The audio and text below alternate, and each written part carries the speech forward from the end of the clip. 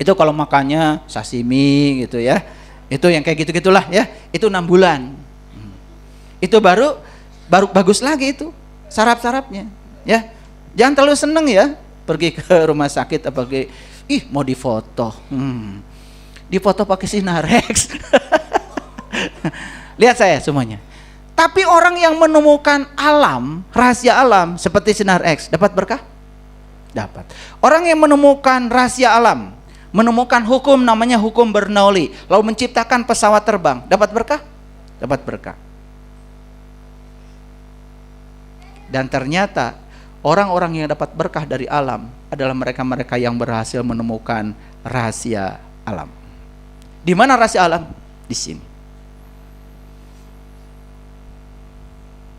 Dan kalau saya ceritakan semua rahasia alam yang sudah terungkap saat ini, nggak cukup 20 SKS kuliahnya. Ini baru permukaan-permukaan aja supaya kita punya kesadaran. Jadi ini adalah panduan. Panduan apa? Panduan untuk menuju tujuan. Tujuan kita apa? Etika. Apa etika? Etika itu adalah panduan moral supaya orang memiliki keinginan untuk melakukan kebajikan untuk mencapai kebahagiaan.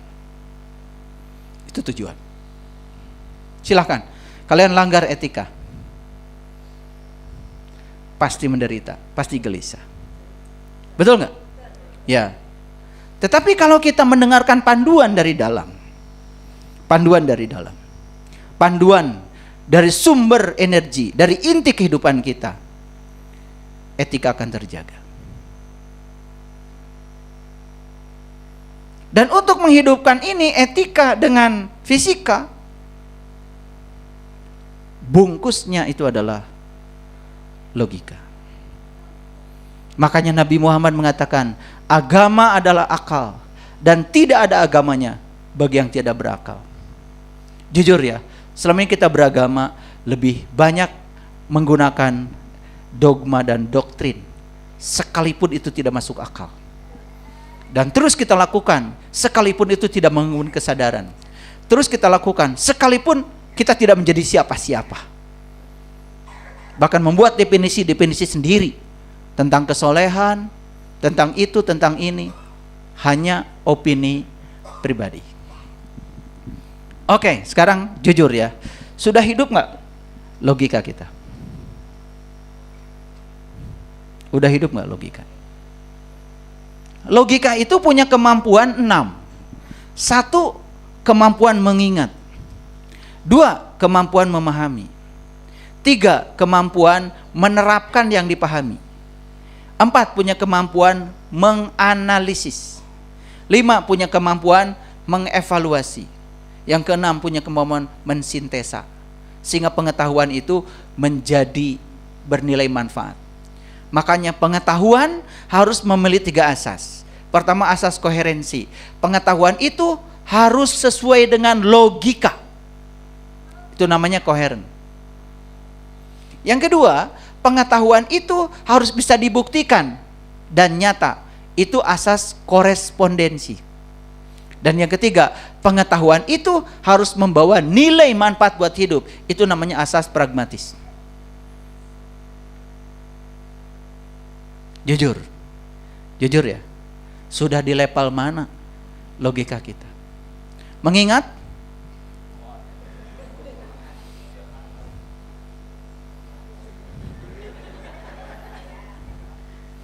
Apa yang kalian bisa ingat? Quran 30 juz? Hadis-hadis? Kejadian masa lalu yang menyakitkan?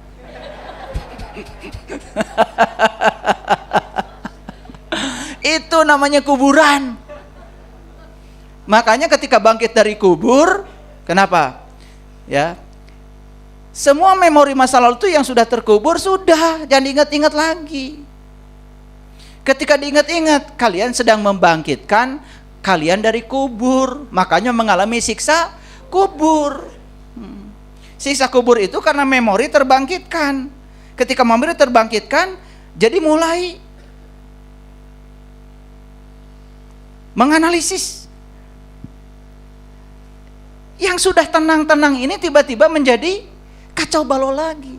Tersiksa kan? Di mana? Dikubur karena membangkitkan memori masa lalu yang menyedihkan. Itu namanya siksa kubur. Itu susah sekali. Oke, sampai sini ngerti? Ngerti ya?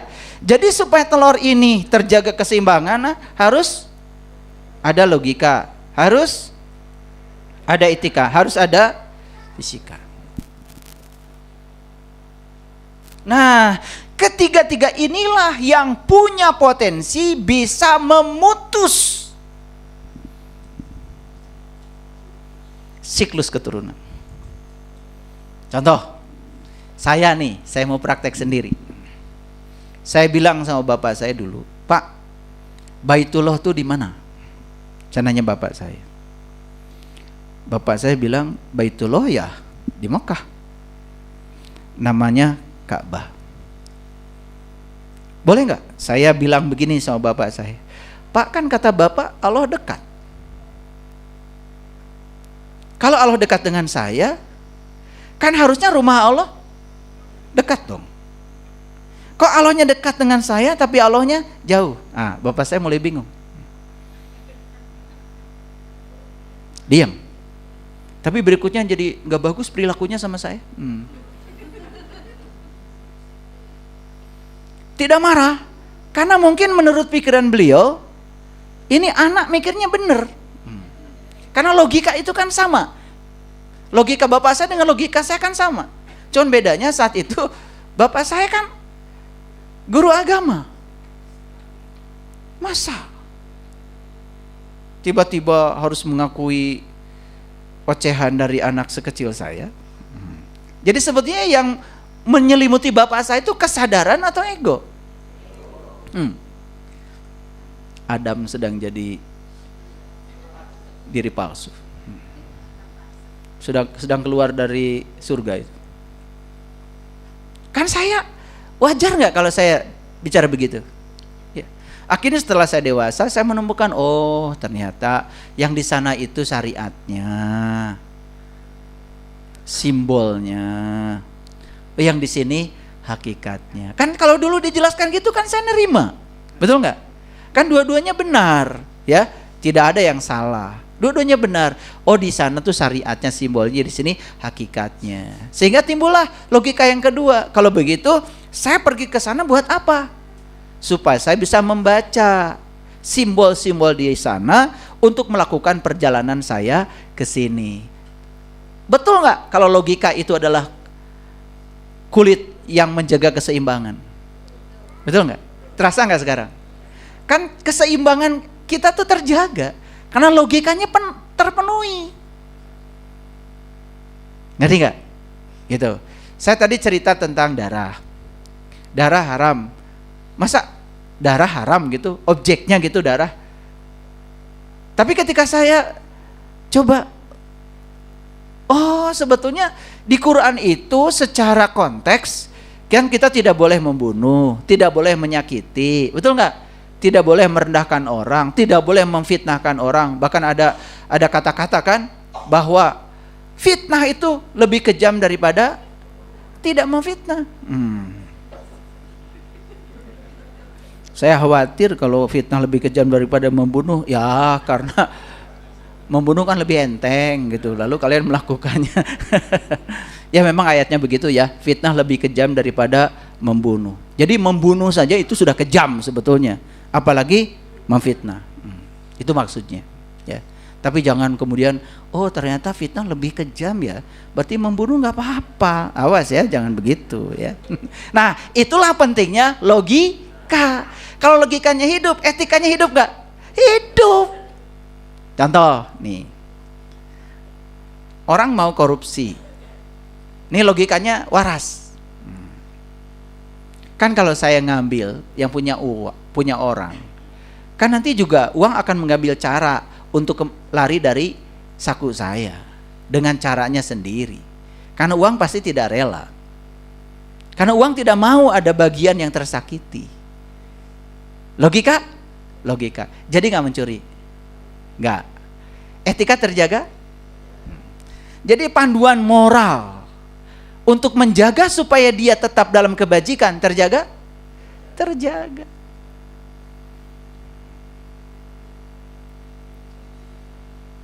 Jujur ya.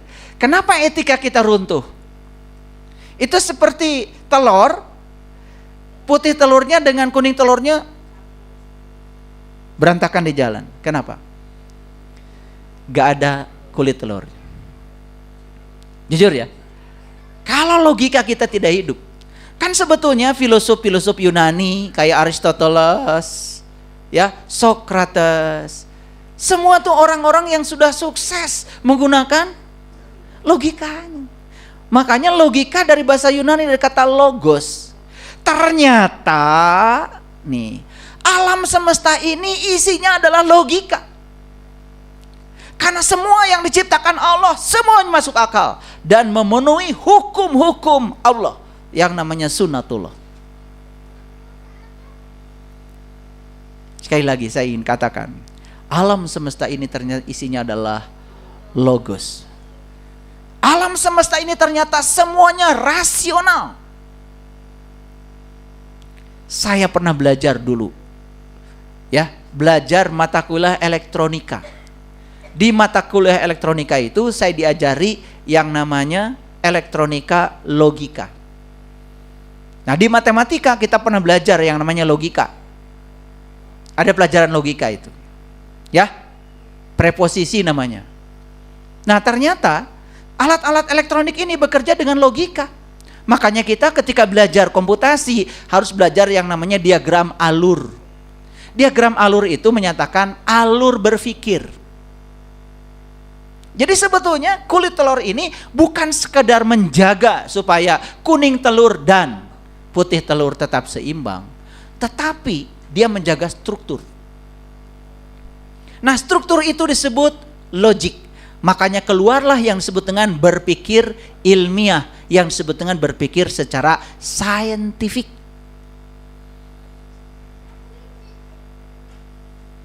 Itu berpikir ilmiah. Mulai dari mana? Mulai dari masalah. Berpikir ilmiah itu cuma 3. Menemukan masalah, menemukan metode, kemudian menemukan solusi untuk masalah. Kan semua orang-orang yang menemukan penemuan di semesta ini cuma itu aja. Nih contoh. Kenapa tercipta pengeras suara? Kan ada masalah. Masalahnya apa? Masalahnya orang sudah teriak-teriak karena jumlah orang yang mendengarkan terlalu banyak, suara tidak sampai. Masalah. Kemudian ada orang mikir, gimana caranya saya ikut serta memecahkan masalah. Dibuat rangkaian elektronik namanya sound system. Sound system ada bagiannya namanya mic. Lalu suara saya yang kecil itu dibesarkan sehingga terdengar oleh orang banyak. Jujur, yang menciptakan sound system dapat berkah? Kenapa? Dia menemukan rahasia alam. 2, dia ikut serta menyelesaikan masalah. Masalahnya apa? Masalahnya ada orang kesulitan mendengar suara seseorang karena terlalu jauh atau karena terlalu banyak yang mendengar. Kira-kira Bapak Ibu sudah berkontribusi di bagian mana? Menyelesaikan masalah.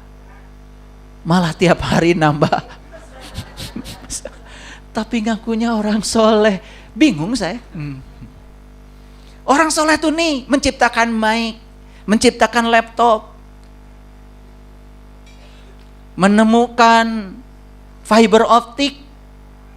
Ada masalah, orang kirim gambar lama, marah-marah malah kalian, kelamaan, kan pengen cepat, betul nggak? Videonya gede, pengen cepat lagi.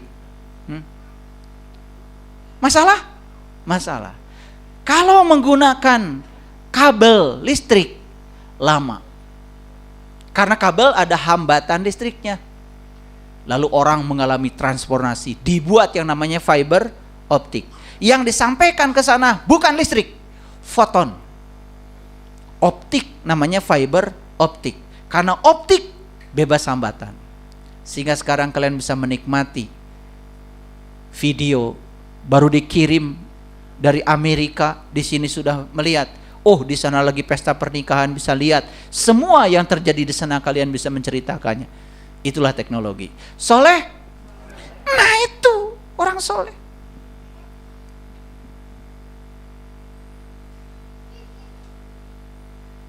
Sehingga ada anggapan ya, mohon maaf, kalau kita menyekolahkan anak-anak kita di sekolah umum belajar teknologi, katanya tidak soleh. Saya keahliannya bidang fisika material elektronik. Spesial saya mendalami semikonduktor. Ini nih, IC, integrated circuit. Ya, ini nih.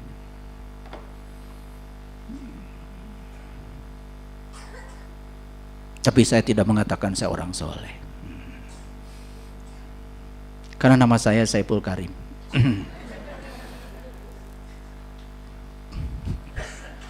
Gimana? Makin jelas atau makin pusing tambah sore? Jadi sekarang udah tahu bagaimana cara memutus siklus keturunan? Ada 3 caranya. Tumbuhkan logika. Kalau logika sudah tumbuh, etika akan tegak. Etika tegak, kita bisa mendalami alam lewat fisika sampai pada metafisika, sehingga kita bisa melihat semua rahasia alam semesta ini dengan terang benderang dan jelas. Jujur, selama ini di mana kemandegan kita sehingga kita tidak bisa memutus itu? Di sini. Betul nggak? Kita juga tidak tahu bahwa kalau saya bicara itu energi. Kita tidak tahu kalau energi yang saya bicarakan itu frekuensi.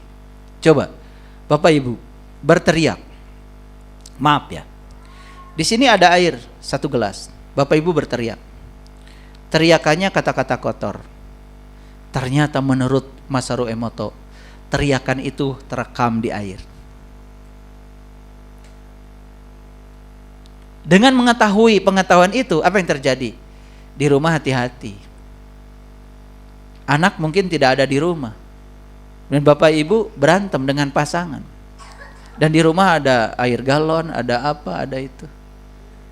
Terekam tuh. Nanti anak pulang sekolah minum airnya. Energinya itu sudah ada di situ. Coba, dengan memahami alam lebih dalam, lebih waspada nggak? Lebih hati-hati nggak? Oh, ternyata sedalam itu ya. Iya. Banyak pohon yang sudah saya peluk berbuah. Peluk aja. Ternyata pohon itu cuman kurang pelukan aja. Saya bilang, kamu berbuah ya. Cuman gitu aja. Di Tanjung Lesung itu, ya, di Tanjung Lesung ada pohon kelapa. Saya tanya, ini pernah berbuah? Gak pernah. Saya belum. Kamu datang ke dunia ini harus ada gunanya. Sambil diomelin sama saya. Gak didoain apa-apa. Berbuah ya. Itu saya ingat itu. Tanggal 3 bulan Oktober itu. Di hari ulang tahun istri saya. Pulang dari sana. Tanggal 16 Oktober saya dapat telepon, kelapanya berbuah 3, langsung besar-besar. Sampai sekarang itu kelapa jatuh, gak ada yang berani makan.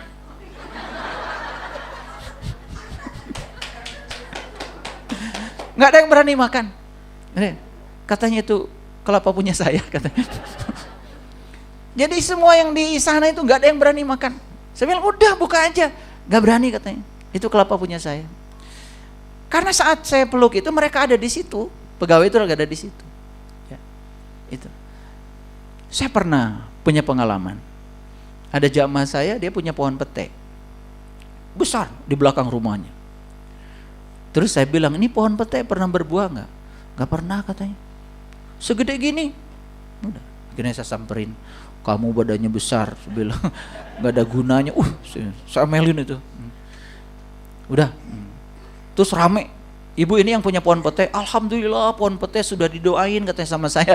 Padahal saya juga nggak doa apa-apa. Cuma saya bilang, kamu pohonnya besar, nggak ada gunanya. Saya bilang, diomelin sama saya. Itu 3 bulan setelah itu berbuah. Sampai ke bawah itu buahnya. Sampai saya bilang, awas ya kamu jangan jual. Saya mau undang jamaah saya supaya ngaji di bawah pohon pete. Jadi akhirnya saya undang jamaah saya ngaji di bawah pohon pete dan pulangnya bawa pete. Ya mungkin ada yang pernah ya, ada yang pernah. Pernah. Ini saksinya ada. Ya, pernah ngaji dengan saya di bawah pohon pete ya. Bawa pete kan ke rumah kan? Oh iya itu. Nah itu. Sampai sekarang terus berbuah. Tapi saya bilang pokoknya jangan dijual. Itu. Nah, ini saya bukan mau menunjukkan saya ini siapa, bukan. Ternyata kalau kita peduli pada pohon pun, pohon tuh senang. Itu kan artinya antara kita dengan alam tuh ada komunikasi. Makanya dulu kita pernah kenalkan Nabi siapa itu yang bisa komunikasi dengan Nabi Sulaiman. Kita selama ini memahaminya Nabi Sulaiman bisa berkomunikasi dengan semua hewan. Kita memahaminya Nabi Sulaiman itu punya kamus bahasa hewan. Betul nggak? Padahal itu sebetulnya komunikasi yang dimaksud itu adalah keselarasan energi antara energi dirinya dengan semua binatang yang sehingga bisa memahami bukan dalam bahasa seperti ini, dalam konteks rasa. Sehingga semua binatang-binatang itu terpahami keinginannya oleh Nabi Sulaiman. Terpahami. Kan sebenarnya kita juga bisa. Contoh. Ada kucing, masa nggak paham? Ya, masa nggak paham? Paham kan? Apa? Masa nggak paham? Masa harus cari dulu di Google, ngeong itu apa sih? Ketik dulu. Nggak usah. Itu rasa kita langsung lihat perutnya. Betul nggak? Perutnya kecil, jalannya sudah lambat gitu. Betul nggak? Ngeong. Malah dikasih tulang. Dan hebatnya kalian udah ngasih tulang tuh rasanya soleh, betul? Waduh, dagingnya dimakan dulu sama kamu, sisanya tulang. Ya Allah. Aduh, kapan mau jadi Sulaiman? Ngerti ya? Itu bahasa tuh begitu. Ya, nah punya burung nih dikurung, cicuit, tahu bahasanya? Iya, minta keluar. Kamu malah, lucu burung saya. Bukan, minta keluar. Ya, aku menderita di sini gitu loh. Nah, Sulaiman itu bisa memahami itu. Nah, kalau kalian bisa memahami itu, kalian jadi Sulaiman. Sulaiman zaman kini. Ngerti maksud saya? Makanya Sulaiman jangan dipahami sebagai sosok, pahami sebagai peran. Jadi Sulaiman akan ada di sepanjang zaman. Musa akan ada di sepanjang zaman. Isa akan ada di sepanjang zaman. Ibrahim akan ada di sepanjang zaman. Tadi Ibrahim itu kan yang melakukan pembaharuan, betul nggak? Sampai ayahnya sendiri, bapaknya sendiri, kaumnya sendiri, ya, diajak dialog. Karena beliau menemukan kedalaman isi yang perlu diketahui oleh orang banyak. Keren nggak? Mau nggak jadi Ibrahim? Alam semesta sekarang ini memerlukan Ibrahim masa kini, Musa masa kini, Isa masa kini, Muhammad masa kini. Itu. Dan itu akan menjadi fondasi untuk keselarasan dari alam semesta ini. Paham ya? Oke. Kembali lagi pada logika. Kalau logika kita sudah hidup, kan logika itu terus-menerus bisa menjaga etika. Betul nggak? Coba buktikan. Di situ kita akan menemukan bimbingan moral. dari logika kita. Makanya kenapa di Yunani kemudian lahir para filosof. Kan para filosof itu orang-orang yang mampu menggunakan logikanya dengan cerdas.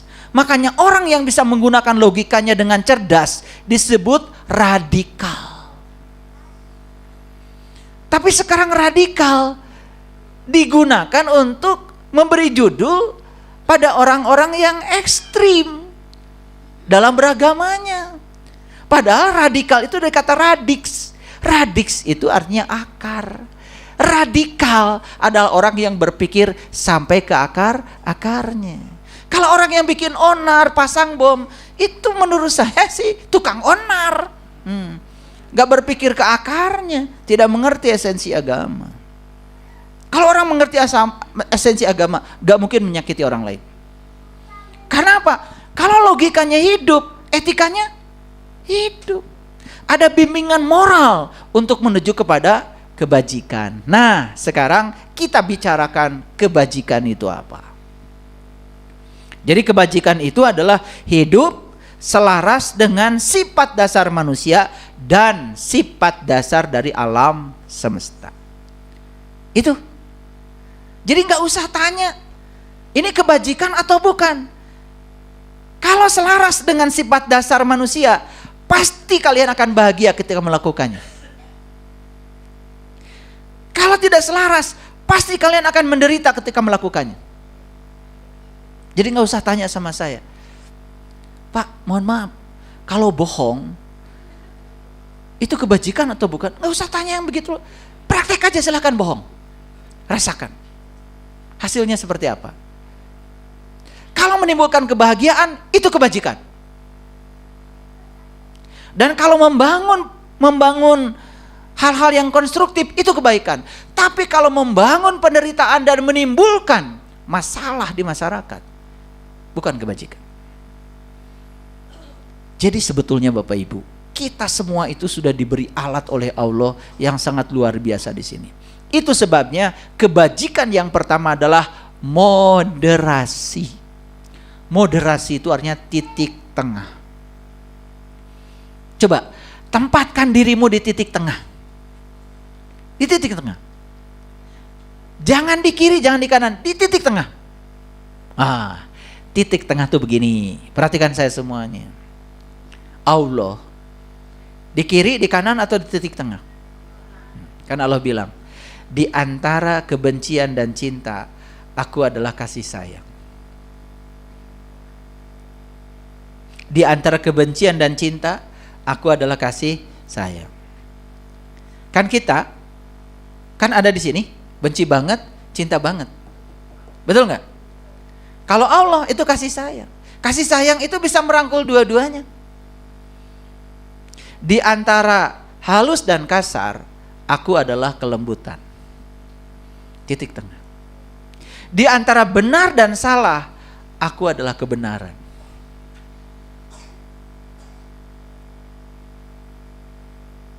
Karena kalau kebenaran tidak terjebak oleh benar salah, tidak terjebak oleh penghakiman. Kebenaran ya kebenaran. Itu namanya moderasi. Apa moderasi? Titik tengah. Nah, prakteknya dalam hidup gini aja deh yang gampang.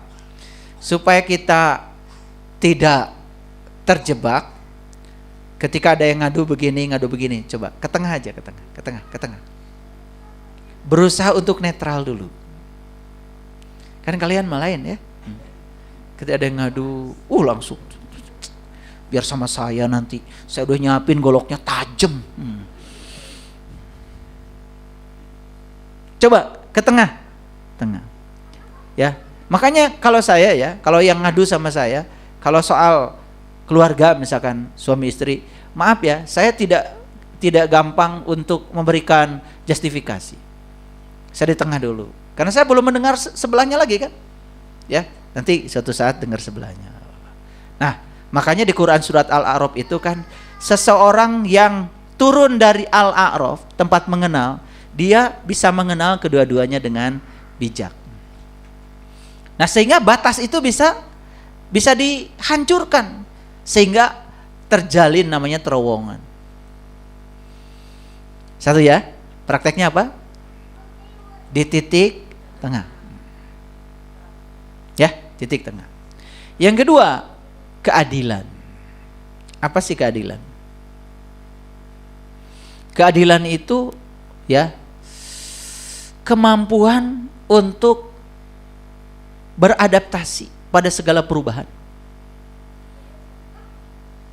Karena itu yang akan terjaga kehidupannya.